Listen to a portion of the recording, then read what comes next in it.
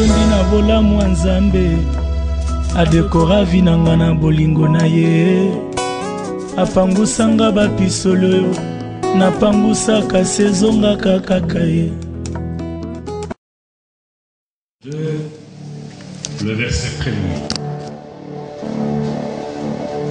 C'est une tradition. Quand nous lisons la parole de Dieu depuis ces mois, nous nous tenons tous debout pour honorer le Seigneur et sa parole. Actes chapitre 2, le verset 1er.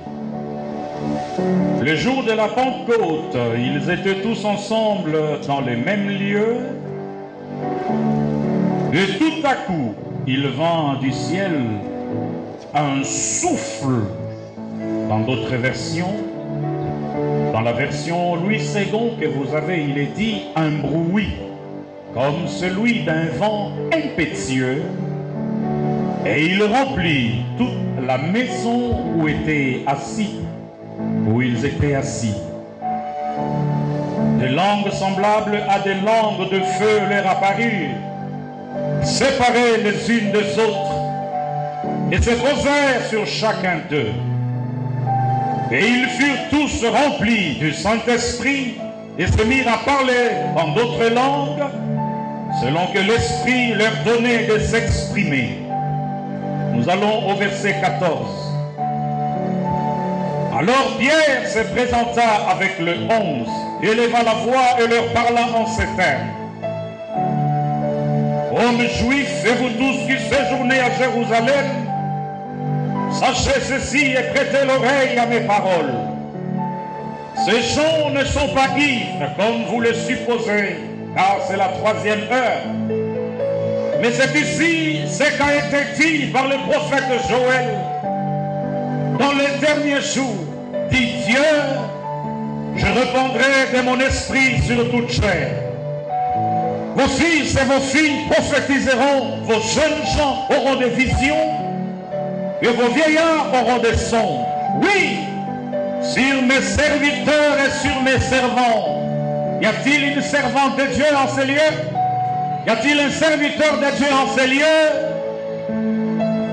Il dit oui, sur mes serviteurs et sur mes servants, dans ce jour-là, je répandrai de mon esprit et ils prophétiseront. Je ferai paraître de prodiges en haut dans le ciel et de miracles en bas sur la terre, du sang, du feu et une vapeur de fumée. Ceci est la parole de Dieu. Nous pouvons nous asseoir. J'aimerais que tu dises à une personne à côté de toi, loin pour la victoire. Dis-lui ça, loin pour la victoire. Je ne t'entends pas. Dis à quelqu'un qui est assis à côté de toi, je suis loin pour la victoire. Come on. Je vais le dire en anglais. Anointed for victory. Loin pour la victoire. Seigneur, ce matin, au nom de Jésus-Christ, nous voulons te recommander ces instants où le peuple s'expose à écouter ta parole. Saint-Esprit de Dieu, cette matinée soit une matinée spéciale où tu vas déverser ton onction sur ton peuple pour nous établir dans le domaine éternel de la victoire et du succès. Que les anges maintenant, oui, se meuvent autour de Night Lane et se connectent à ces récipients, à cette salle pour le surnaturel et pour le prodige. Au nom de Jésus-Christ, quelqu'un dit Amen en acclamant le Seigneur très très très fort. J'aimerais que tu le redises à quelqu'un, ouah pour la victoire, ouah pour la victoire. Mesdames et messieurs, c'est comme nous le savons très bien, c'est au Jourdain que tout a commencé, alors que le Seigneur Jésus-Christ y était amené par l'Esprit pour être loin, pour recevoir le manteau, l'équipement, pour recevoir l'onction de Dieu et commencer publiquement son ministère. Et c'est pendant ce temps, alors qu'il est dans les eaux du Jourdain, que les cieux vont s'ouvrir et que l'humanité va entendre la voix du Dieu Tout-Puissant, disant, celui-ci est mon Fils, en qui j'ai mis toute mon affection. Et les Écritures nous démontrent qu'une colombe est partie de quelque part dans le ciel et s'était posée sur le Seigneur Jésus-Christ alors qu'il recevait l'endossement de l'onction et de la puissance pour commencer son ministère. J'aimerais attirer l'attention de l'auditoire sur une réalité. Le mot Christ en hébreu, Mashiach en grec, Christos, ce n'est pas un surnom qui s'attache à Jésus. Léopold Madou, Jokamanampata, Aurore Momo, c'est un nom, c'est un post-nom qui s'attache à Aurore. Mais faites attention, Christos, Jésus, Christos, Jésus, Mashiach en hébreu. Christos n'est pas un surnom, n'est pas un post-nom, mais c'est un titre. Christos. C'est un titre qui est accolé à Jésus pour symboliser, n'est-ce pas, l'endossement de la puissance et l'onction de Dieu sur lui. En réalité, Christos veut dire le roi, être roi, Christos. Et comme vous le savez, dans l'Ancien Testament, il y avait 3 catégories de personnes qui devaient passer par ces rituels avant de commencer leur office. On nous a parlé de cela par l'évangéliste Aurore.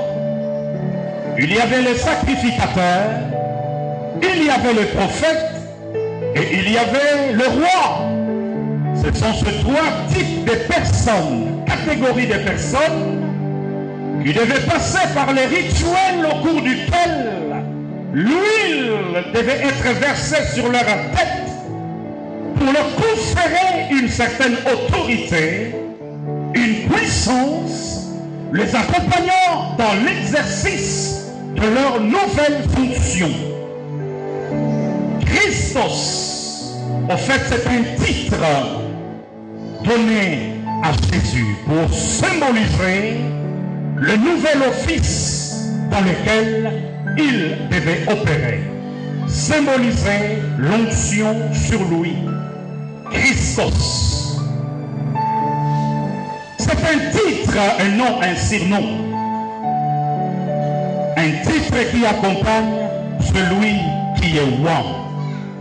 Par lui, pour l'aider à matérialiser son appel et à fonctionner selon sa destinée, la destinée que Dieu a préparée pour lui. Et bien, ce titre s'apparente également au concept de l'autorité, au concept du leadership, au concept de la souveraineté. Christos en grec. Et donc le Seigneur Jésus-Christ était le roi des cieux. Nous savons, la Bible dit, vous savez comment Dieu a roi du Saint-Esprit et de force Jésus-Christ qui allait de lieu en lieu, guérissant les malades, purifiant le lépreux, ressuscitant des morts. Pourquoi? À cause de l'onction qui était sur lui, à cause du Christos qui était sur lui. C'est pourquoi il pouvait opérer dans le surnaturel, le plus terrifiant et le plus sublime. Christos, l'onction était sur lui. Et si nous allons dans Ésaïe chapitre 10, le verset 27, la Bible dit ceci: et il arrivera en ce jour-là que son fardeau sera ôté de dessus son épaule et son joug sera ôté de dessus ton cou. Et le joug sera détruit à cause de l'onction. Le mot joug ici en hébreu donne le mot ol. Contrairement à ce que nous avons l'habitude de penser très couramment, en limitant le concept joug au simple problème que nous pouvons avoir, mais il y a une signification beaucoup plus profonde lorsque vous allez dans la terminologie hébraïque du mot joug. Le mot joug veut dire ol, ol comme vous l'entendez, O-L. Et le mot ol en hébreu vient de halal, qui veut dire lorsque quelqu'un agit contre vous sévèrement, il vous traite avec sévérité, il vous traite d'une manière impitoyable, il vous frappe sans pitié, il vous fait souffrir sans pitié. On parle de ol, on parle de halal, on parle de ol, le joug. Et la Bible dit ici dans Ésaïe qu'il arrivera le jour que son fardeau sera ôté de dessus son épaule et que son joug de dessus ton cou, et le joug sera détruit à cause de l'onction. C'est tout à fait normal que, ayant le Christos sur lui et en lui, que Jésus-Christ puisse toucher la terre avec sa salive et le placer dans les yeux d'un aveugle et que l'aveugle voie.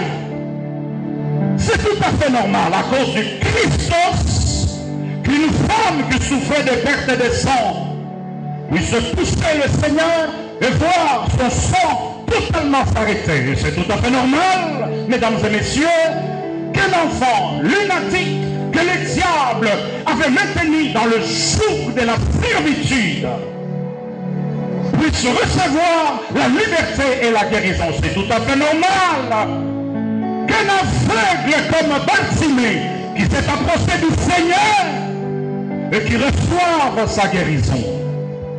Ésaïe chapitre 60 dit ceci: l'Esprit du Seigneur est sur moi car il m'a oint. L'Esprit du Seigneur est sur moi car il m'a oint. Il m'a oint pourquoi?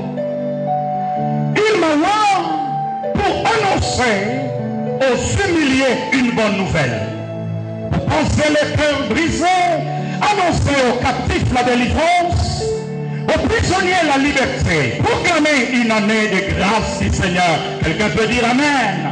Le Christos, l'onction qui était sur le Seigneur, avait donc pour fonction de briser le joug, de libérer les captifs, de briser la servitude, de faire voler en éclats les liens familiaux, toute forme de servitude qui faisait face à l'onction de Dieu était brisée, était démantelée pour que l'homme reçoive la liberté et reçoive la guérison. L'onction brise le joug. Je viens annoncer ce matin à quelqu'un qui est dans le joug d'une quelconque servitude. Et quand je méditais sur ce texte, mesdames et messieurs, je me suis rappelé de certaines périodes, de certains moments dans ma vie où j'étais en quelque sorte encerclé, en quelque sorte contrôlé par des forces de ténèbres qui essayaient de mais me tenir dans une certaine...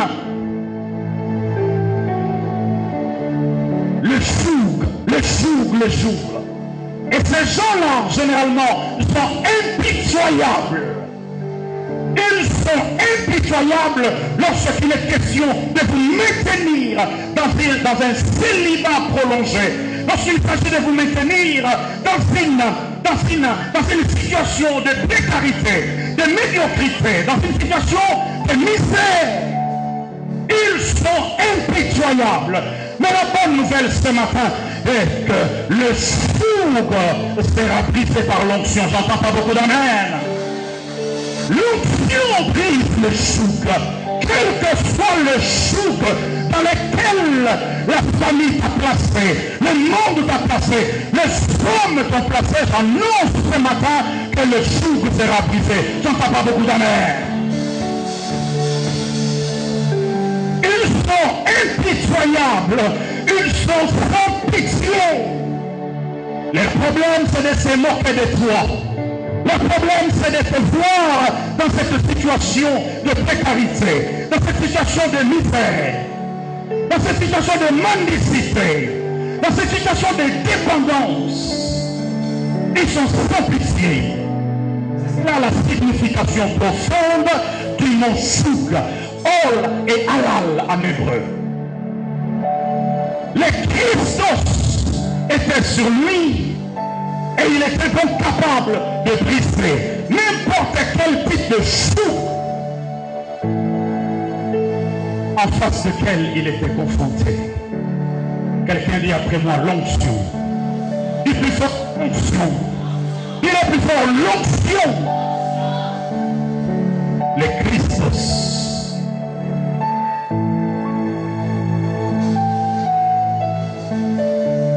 Alléluia.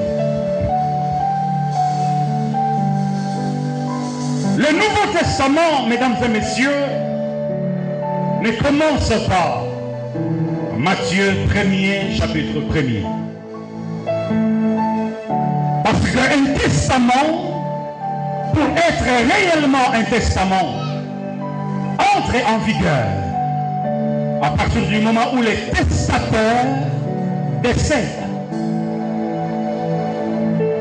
À partir du moment où celui qui a écrit un testament est encore vivant, les testaments ne rentrent pas dans sa période opérationnelle tant que le testateur est présent, tant que le testateur est vivant. C'est pourquoi le Seigneur Jésus-Christ pouvait dire: il vous est avantageux que je m'en aille. Si je ne m'en veux pas, eh bien, le Christos qui est à moi ne viendra pas sur vous. Quelqu'un dit Amen. Il vous est avantageux. Voyez-vous, le Seigneur le disait avec joie, le disait avec plaisir, le disait avec allégresse, alors que les apôtres ne comprenaient pas. Il dit: il faut que je meure, il faut que je m'en aille, parce que si je ne m'en veux pas, le Christos ne viendra pas sur vous. Ce que je refus du Père ne viendra pas sur vous. Le Christos. Je dois mourir, je dois partir, pour que le Christos qui est sur moi vienne sur vous. Gloire à Dieu.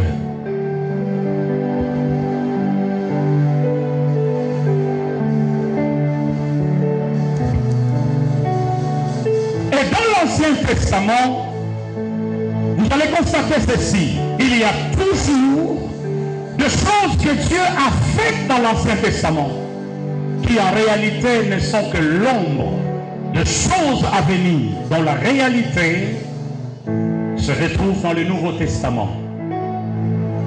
L'ombre n'a pas de couleur. Vous ne pouvez pas distinguer la couleur et le visage réel de l'ombre. Quand vous allez dans Nombre chapitre 11, vous serez en face d'une réalité. Moïse commence à se plaindre. Moïse dit, Seigneur, le fardeau est trop lourd pour moi. Je dois organiser toute une nation. Je dois écrire la loi, les ordonnances. Ils ont besoin d'eau ce mois. Ils ont besoin du pain ce mois. La manne doit tomber tous les jours. Je commence à en avoir un ras-le-bol, Seigneur. Ça pèse trop lourdement sur mes épaules. Moïse se plaint. Il se plaint, il se plaint, il se plaint. Et Dieu va lui dire ceci. Nombre chapitre 11, verset 17.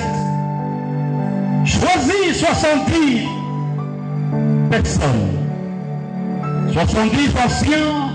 Et tu le places devant l'entrée de la tente d'assignation. Je prendrai de l'esprit qui est en toi et je le mettrai sur les 70 pour que vous soyez unis à porter le fardeau du leadership de ce peuple. Ma prière ce matin dans cette nouvelle saison, dans cette nouvelle vague, que le Seigneur prenne, comme il a fait avec Moïse, l'esprit d'innovation, l'esprit d'excellence, l'esprit de sacrifice, et qu'il le place sur tous les responsables de cette assemblée. Je n'entends pas beaucoup d'amen.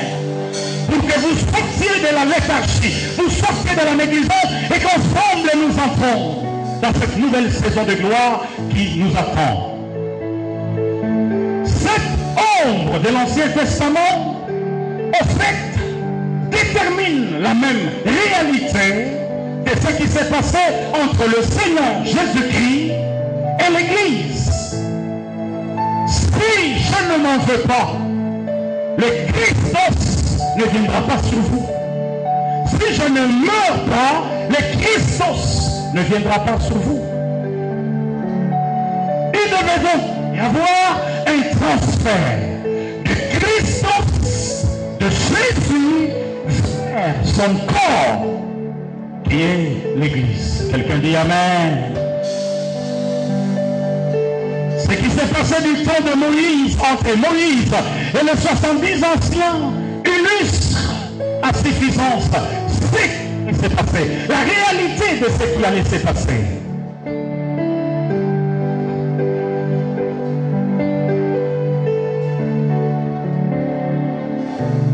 Alléluia.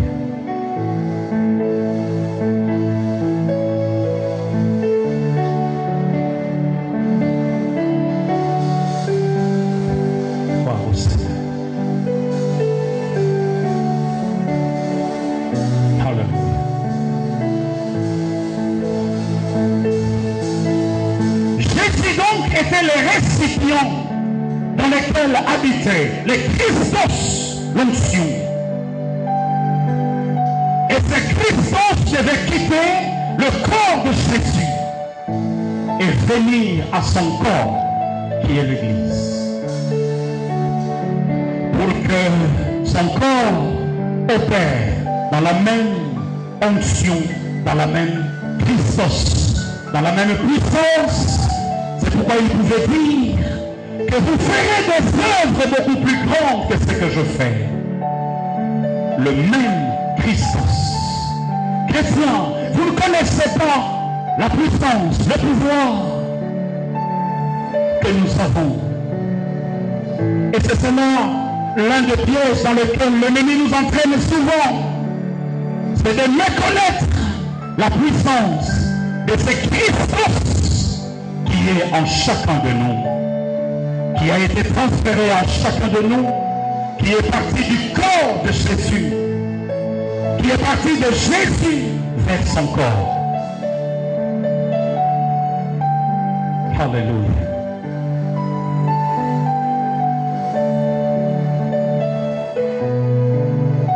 La Bible dit en ce jour-là, il dit, dans la version d'Arby, un souffle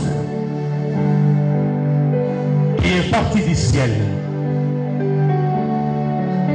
qui est descendu sur les apôtres et qui s'est positionné sur les apôtres sous des langues de feu. Et la Bible dit, ils se mirent à parler en d'autres langues selon que l'Esprit leur donnait de s'exprimer.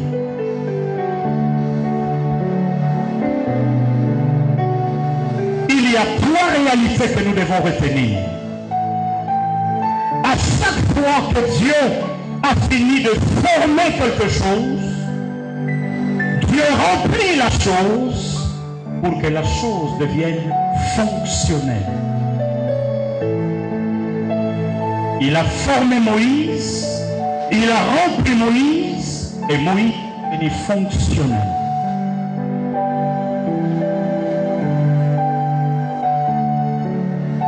Il a formé Adam.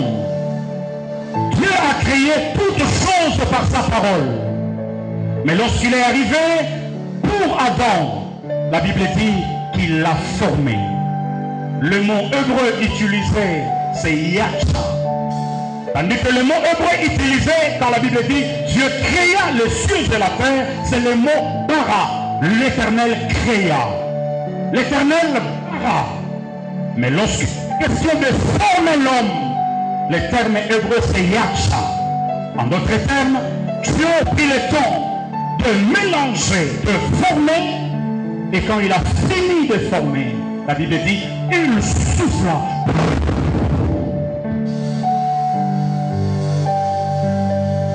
Et l'être devient une âme vivante.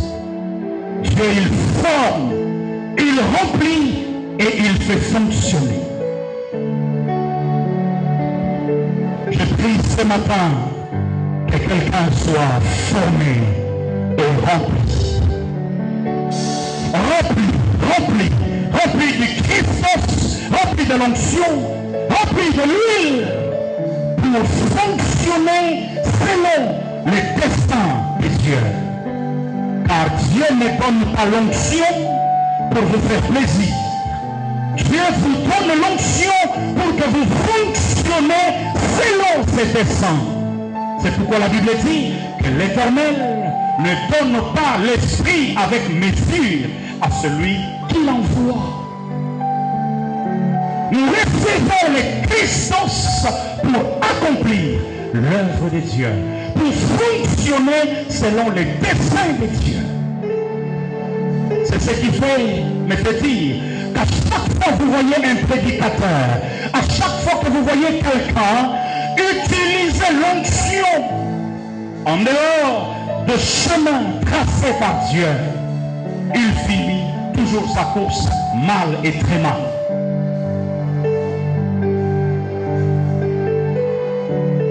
Alléluia. Gloire à Dieu, gloire à Dieu.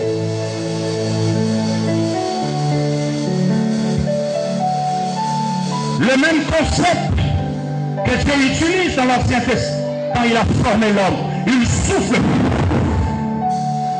Dans le Nouveau Testament, quand Jésus vient vers ses disciples, c'est la même réalité.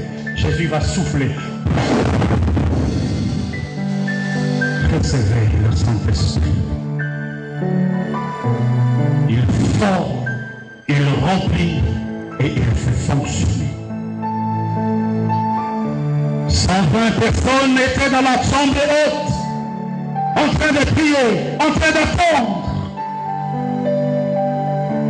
Et quand le moment était venu, la Bible dit, le souffle de Dieu partit du ciel sous forme d'un vent et se posa sur la tête de chacun.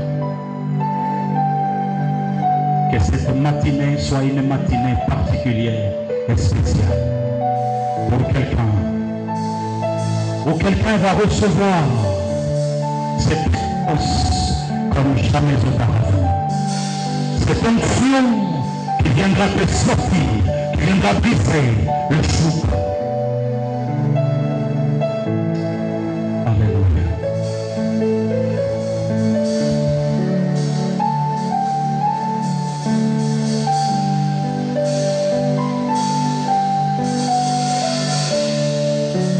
Ils furent tous remplis de Christos. Et ils pouvaient maintenant fonctionner. Ils pouvaient maintenant agir. il pouvait maintenant opérer.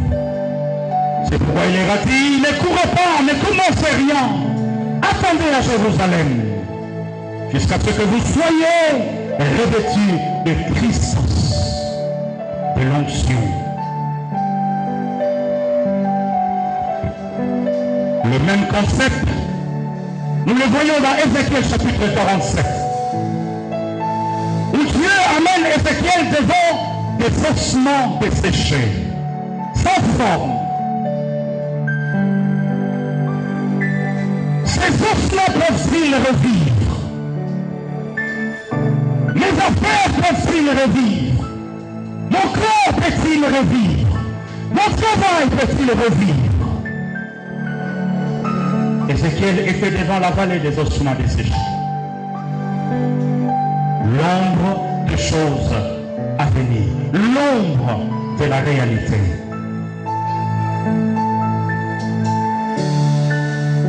L'opération de l'esprit commence, les ossements commencent à se regrouper.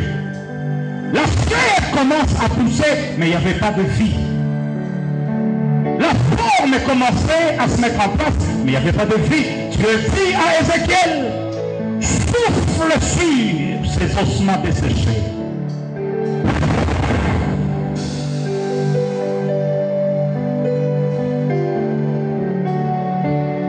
Et les ossements desséchés avec la chair reprirent vie.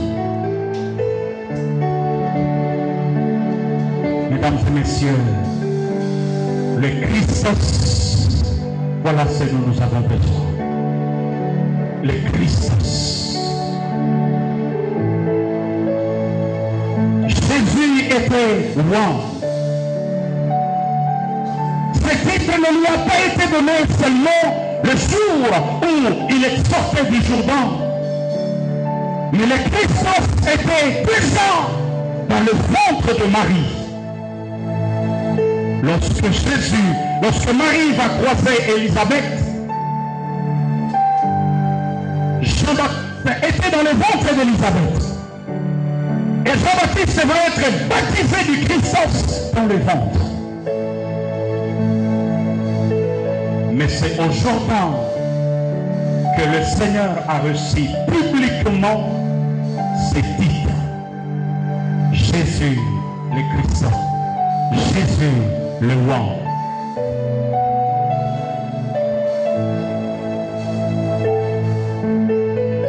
Chers amis, l'onction de l'Esprit ne nous donne pas que la force et la puissance.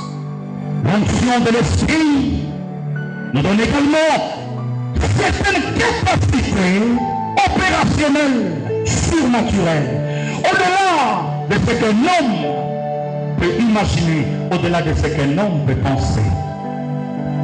L'onction nous donne un esprit d'intelligence, un esprit d'excellence. L'onction nous donne la hardiesse. L'onction se croit. Au fait, l'onction, c'est Dieu lui-même. J'ai dit l'onction, c'est Dieu lui-même. J'étais en train de dire l'onction, c'est Dieu lui-même. J'étais en train de dire l'onction, c'est Dieu lui-même. L'onction, c'est Dieu lui-même. Jésus a dit, moi et le Père, nous viendrons et nous établirons notre demeure en vous. L'onction, c'est Dieu lui-même. C'est pourquoi, lorsque nous avons soif, il est l'eau de vie. Lorsque nous faim, il est le pain de vie. Jean a dit, il nous a donné tout ce qui contribue à la vie. L'onction, c'est Dieu lui-même. En réalité, un joug, aucun lien de famille, aucune servitude ne peut se donner rendez-vous dans la vie d'un enfant de Dieu qui comprend les réalités de l'onction, les réalités de Christos. Je n'entends pas beaucoup d'amen. Je n'entends pas beaucoup d'amen. C'est une matinée où toutes sortes de jougs seront brisées. C'est une matinée où toutes sortes de servitudes seront brisées. Je prophétise ce matin que la stérile enfantera. Je prophétise ce matin qu'un célibataire aura un mariage. Je prophétise qu'un malade aura la guérison à cause de l'onction. Le Christ. Alléluia.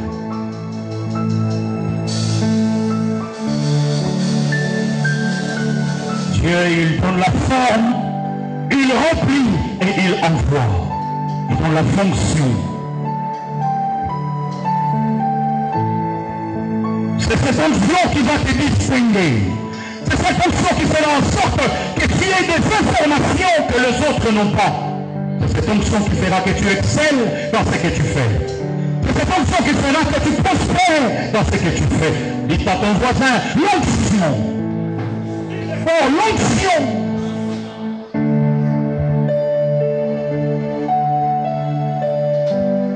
Alléluia.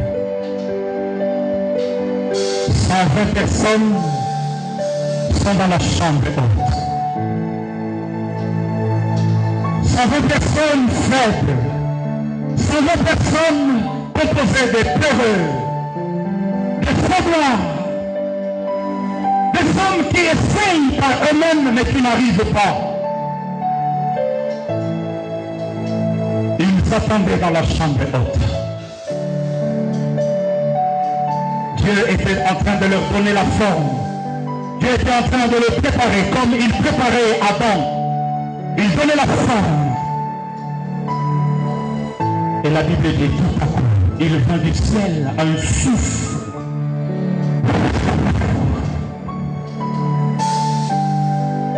Le souffle arriva et tout à coup ils se mirent à parler en d'autres langues.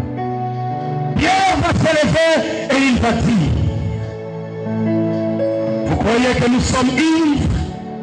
Celui qui était le plus pauvre de tous les apôtres, prêt à fuir, prêt à reculer chaque fois que le diable le bouscule, chaque fois que le diable le menace. Il va se lever pour dire que ces gens ne sont pas ivres. Mais c'est l'accomplissement de ce que Dieu a promis. Dans les derniers jours, je répandrai de mon esprit sur toute chair.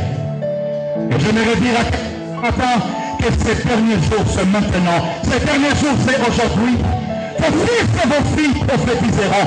Prophétiseront. Vos vieillards auront des songes. Vos jeunes gens auront des visions.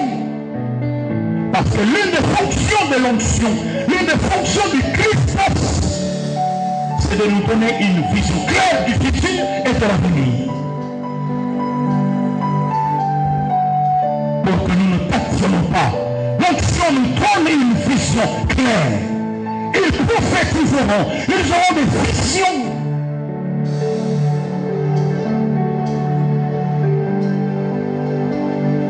Je prie ce matin que quelque chose arrive dans ta vie, que quelque chose de spécial, de particulier arrive, qu'une nouvelle onction, un nouveau Christ s'établisse dans ta vie. Nous allons prier pendant quelques instants. Tu sais quelle est la situation dans laquelle tu te trouves. De servitude apparente dans laquelle tu te trouves. Tu sais à quel type de limitation tu t'exposes. À quel type de limitation. Tu sens dans ton esprit, c'est comme si il y a une ligne rouge que tu ne peux pas franchir. J'annonce que l'onction, le Christos ce matin est prêt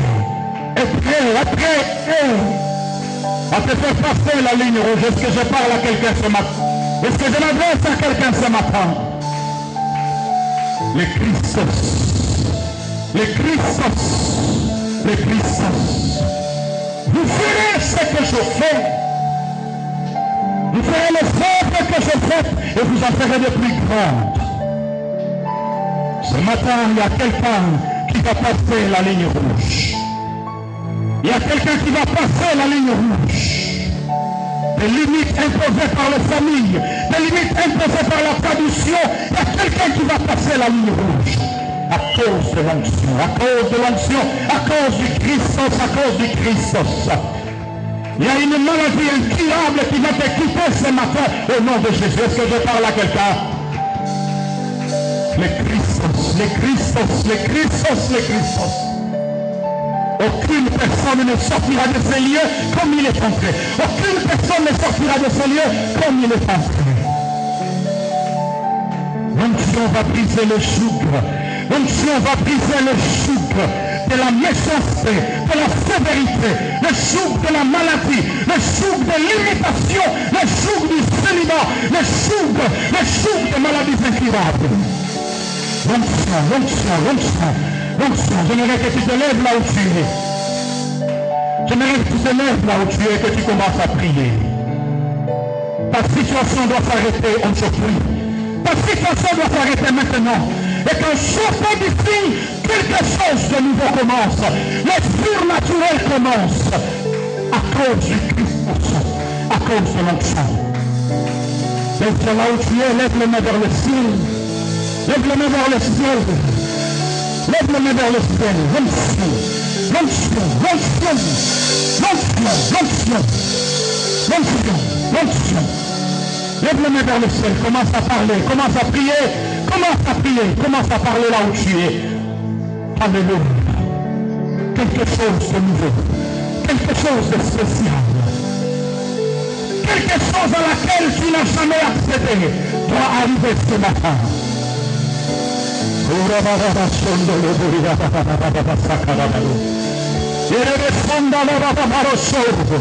Au travail, on te limite. Au travail, limite. Dans ta famille, on te limite. Ce matin, le joug sera brisé. Le joug sera brisé. Le joug sera brisé. Le joug sera brisé. Le surnaturel est en train d'arriver. Le surnaturel est en train d'arriver. J'aimerais que tu sois connecté, prie là où tu es. Alléluia. Ta vie de prière ne peut plus rester la même. Tu ne peux plus rester dans cette fatigue permanente. Tu ne peux plus rester dans cette faiblesse permanente. L'onction, l'onction, l'onction. Alléluia. Demande l'onction, l'onction, l'onction, l'onction. Avant que je commence à prophétiser, demande l'onction de Dieu. Demande cette capacité surnaturelle. Que Dieu se manifeste dans ta vie. Que Dieu se manifeste dans ta vie.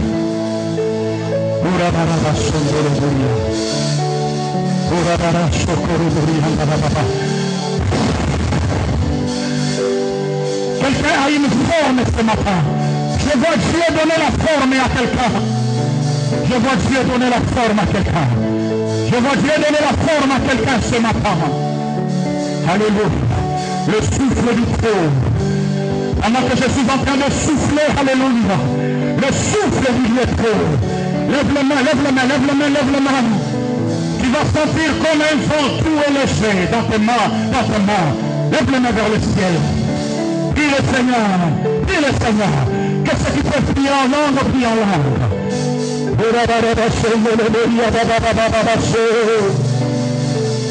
Je vois le Seigneur donner une forme à quelqu'un ce matin. Est-ce que ces ossements peuvent-elles revivre? Est-ce que ces ossements peuvent-elles revivre? Oui,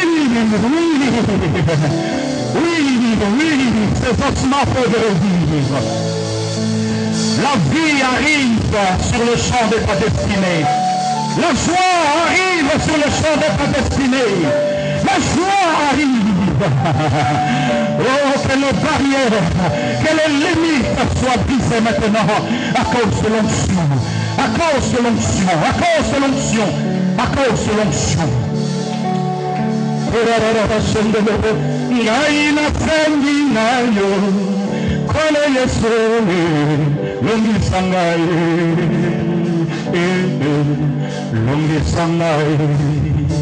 Lève la main vers le ciel, comme la mission à maman. Comme la maman Likolo. Alléluia. Alléluia. L'onction brise le souk. L'onction brise le souk. L'onction brise le souk. Le souk de freinage. Le souk de limitation. L'onction brise le souk. Ce matin, l'onction brise le souk. Pendant que tu pries, tu tapes les mains. Pendant que tu pries, tu tapes les mains. Prie que l'onction descende. Que l'onction descende. Prie, tu tapes les mains. Que l'onction descende. Pendant que nous passons, alléluia. Prie et tape les mains. Quelque chose doit arriver ce matin. Le souk doit être brisé. Le souk de la scène est de l'autorité.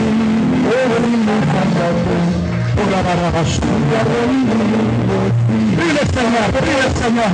Para que la fini,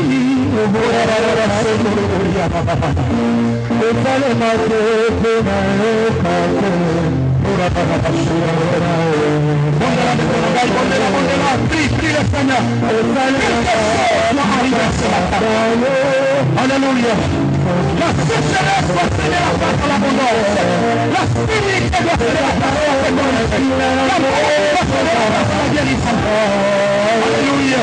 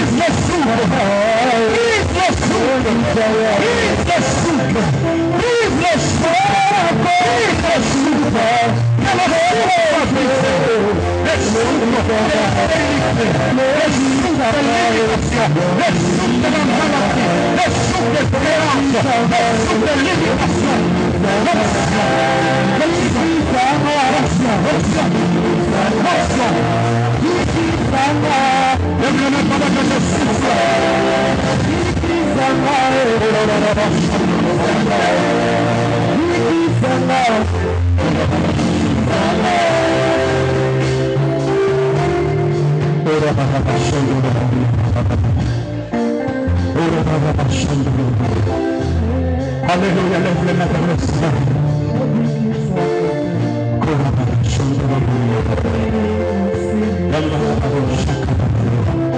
Lève les mains vers le ciel. Alléluia. Merci Jésus. Merci Seigneur. Que les limites soient brisées. Que les limites soient brisées. Les barrières soient brisées. Brisées, brisées, brisées. Alléluia.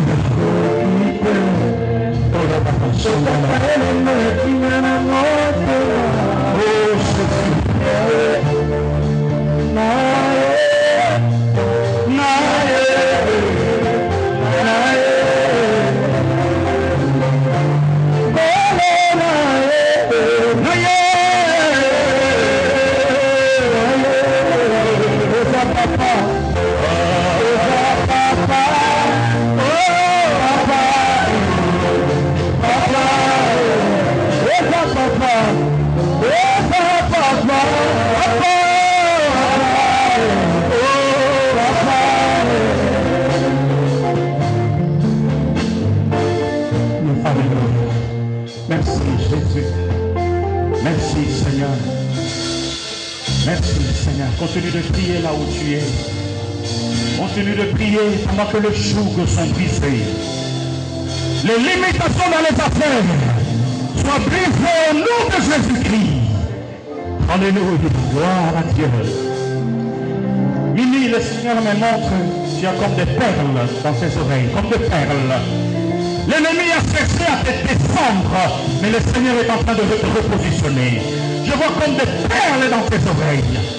Alléluia, gloire à Dieu. Gloire à Dieu, gloire à Dieu. Gloire à Dieu. Le Seigneur est en train de repousser les barrières.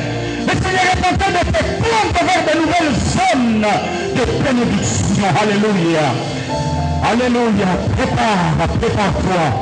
Prépare-toi. Le Seigneur me montre, ma soeur, que tu dois te préparer. Tu prépares un voyage, c'est vrai. Il y a des choses que tu dois acheter pour te préparer. Prépare-toi. Le Seigneur te dit de te préparer. La muraille est en train de s'écrouler. La muraille est en train de s'écrouler. Alléluia, ce qui te détestait hier, commencez à t'honorer au nom de Jésus. Ce qui te détestait hier, je prophétise, tu seras étonné comment ils vont commencer à t'honorer. Tout le complot pour arrêter ton travail est déjoué au nom de Jésus-Christ. Alléluia, alléluia. Alléluia. Ne t'inquiète pas, ne promène pas des regards inquiets. L'onction brise le sucre. L'onction brise le sucre. Le travail arrive. Alléluia. Le Seigneur me montre qu'il s'élève dans ces dossiers-là. Qu'il s'élève dans ces dossiers-là. Alléluia. Pour briser et pousser tes ennemis. On t'a empêché d'accéder à ce qui est tien. Et le Seigneur nous montre comment tu entres dans ton jardin. Comment le Seigneur est en train de chasser les ennemis qui ont pris possession de ton héritage. Pour que tu entres en héritage. Alléluia. Et toute maladie incurable, maintenant soit guérie, toute maladie incurable. Soit guéri tout le combat en provenance de la famille. Oui, c'est son nom de Jésus. Qu'un bouclier soit couvert. Oui, sur ta tête, que tu sois invisible. Contre toute attaque de maladie. Contre toute attaque de maladie en provenance de la famille. Au nom de Jésus-Christ. Que toute maladie incurable soit guérie. Que tout dysfonctionnement cesse. Au nom de Jésus-Christ. Au nom de Jésus-Christ.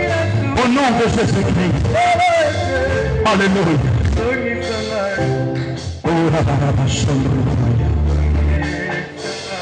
Alléluia. Alléluia. Nous pouvons nous asseoir dans la présence de Dieu. Alléluia. Restez calme. Alors que je souffle dans le micro. Lève les mains à moitié.